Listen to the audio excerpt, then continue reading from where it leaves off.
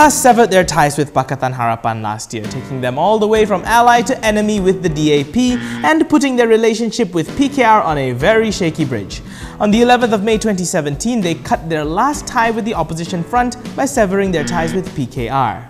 So if you're my age, perhaps this warrants a breakup song from Taylor Swift, but if you've lived in Malaysia under at least 4 different prime ministers and think that a political alliance is somewhat like an affair between parties, then there's just 2 words to describe PAS and their romantic history.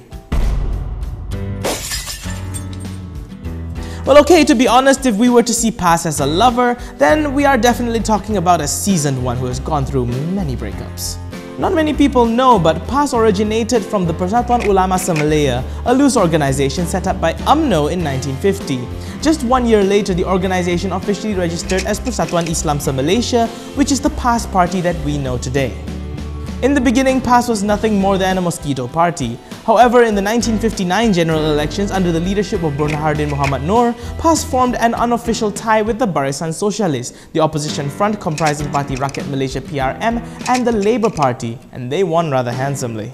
Together, they formed a coalition government in Kelantan and Terengganu. However, things saw a change in 1973. Under the leadership of Asri Muda, PAS got roped in by Prime Minister Najib's late father, the then Prime Minister Abdul Razak Hussain, to join the coalition, which was subsequently renamed to Barisan Nasional in the following year. This relationship, however, lasted only 4 short years. BN's appointment of Datuk Mat Nasir as the Kelantan Menteri Besar irked the party president Asri, as Nasir was not the favourite choice of the PAS leadership. And this in turn led to an open power struggle within PAS and between PAS and UMNO that eventually saw the party lose its grip on Kelantan. And through a series of deft moves, the federal government declared a state of emergency in Kelantan and took over the state government. Within a month, PAS was ousted from Barisan Nasional.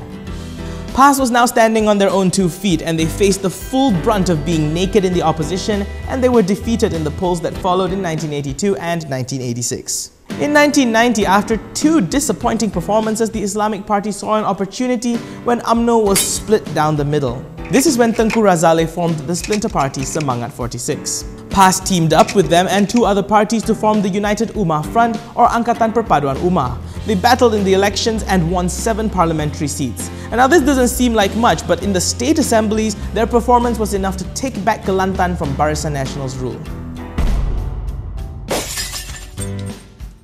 The United Ummah Front was again, however, short-lived, as towards the end of 1996, Semangat 46 decided to bury the hatchet and make up with UMNO. In 1999, after former Deputy Prime Minister Anwar Ibrahim's fall from grace, his new party Keadilan teamed up with the Democratic Action Party DAP and the Malaysian People's Party PRM. They also roped in PAS into what was called the Alternative Front, better known to some of you as Barisan Alternative. PAS brought to light their intention to establish an Islamic state in Malaysia and used it as their war cry and propaganda. This brought them back to glory and won them 27 seats in Kelantan and Terengganu, where they formed the state government. And since this video isn't coming to an end anytime soon, you can tell that this glory was also unfortunately only temporary. Barisan Alternative fell apart, conflicts rose, and in the 2004 election, 3 cornered fights were all over the place. PAS lost control of Terengganu, surviving with only the Kelantan state as their stronghold and 7 members of parliament. The political tsunami of 2008, which sent a number of prominent Barisan Nasional MPs packing, was the result of the opposition putting on a united front once again. PKR, DAP and PAS reached a consensus to form the People's Alliance, or Pakatan Rakyat. The coalition managed to establish a government in 5 states, and PAS gained control of Kedah while maintaining their stronghold of Kelantan. The number of parliamentarians from the party also rose, this time to 23. Pakatan Rakyat made history, denying the Barisan Nasional government the 2/3 majority in the Dewan Rakyat for the first time. The coalition was determined to push this further, and they kept their ties as they entered 2013, where PAS won 21 parliamentary seats but unfortunately lost their hold in Terengganu. Unfortunately, when the then PAS spiritual leader Nik Aziz passed away, the party took an unexpected turn.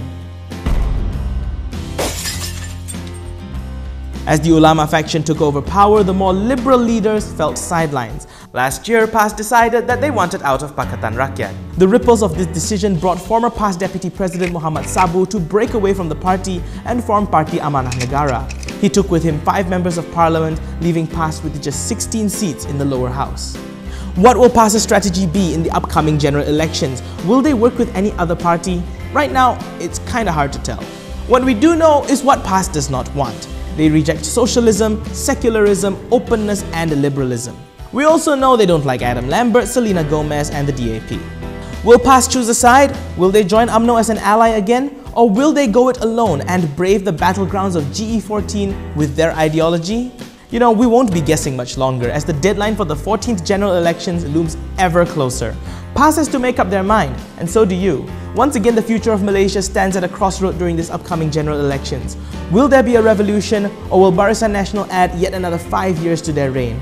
You decide. Thanks for watching this episode of Quickiepedia. For more videos, check out KiniTV.com. Leave a like, subscribe, and share this video. I'm Daniel Anthony. Peace out.